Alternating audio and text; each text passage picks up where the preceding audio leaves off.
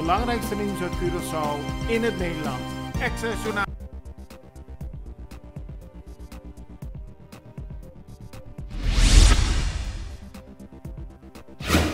Er is een keuze gevallen op de partij die de raffinaderij in de komende jaren moet gaan leiden. Het is Caribbean Petroleum Refinery.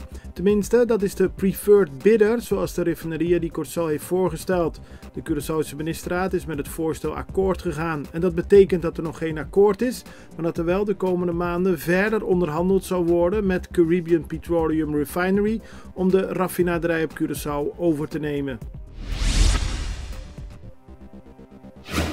Een 20-jarige man is gisteren vrijgesproken. Hij werd ervan beschuldigd aan zijn 12-jarig zusje te hebben gevraagd om foto's te maken van haar intieme delen en naar hem op te sturen.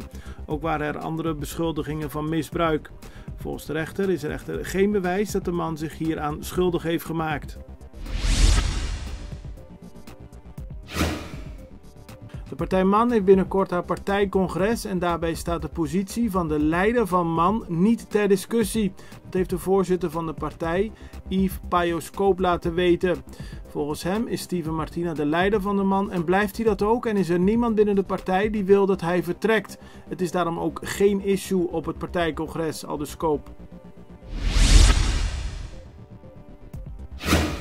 De Curaçaose overheid heeft ruim $43 miljoen aan Russische bezittingen bevroren. Het gaat om bezittingen en tegoeden die eigendom zijn van 5 Russen die op een sanctielijst van de Europese Unie staan. Aruba, Curaçao en Sint Maarten zijn verplicht uitvoering te geven aan de sancties die door de Europese Unie zijn aangenomen. Maar de implementatie en handhaving van deze sancties zijn geen koninkrijksaangelegenheid. Dat heeft minister van Buitenlandse Zaken Wopke Hoekstra vandaag laten weten. Na Colectra, nós toma tempo para servir ora com mais de comunibo. Llama-nos centro de cliente na telefone 0800-035 de Jaluna para Viernes voor die setor de mente te com setor de noite para turno serviço nan of patrão cita.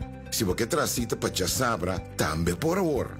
Por escolher para trabalhar, riba aqualectra.com e aproveitar a mesura, põe o documento na cerca para visita cerca nós vai mais fácil. Sim, a Colectra su centro de cliente wordt klaar para servir na momento como te comini abo.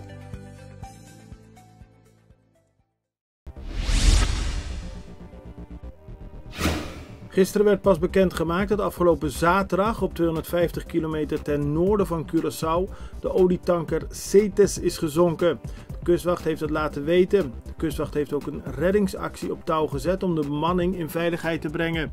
Er worden nog 2 mensen vermist. De olietanker was 268 voet lang en liet een aanzienlijke olievlek achter. Schepen die door het gebied varen dienen contact op te nemen met de kustwacht van Curaçao voor de exacte locatie van de lekkage. Snel handelen van strandgasten op Playa Porto Marie heeft waarschijnlijk het leven gered van een zwemmer.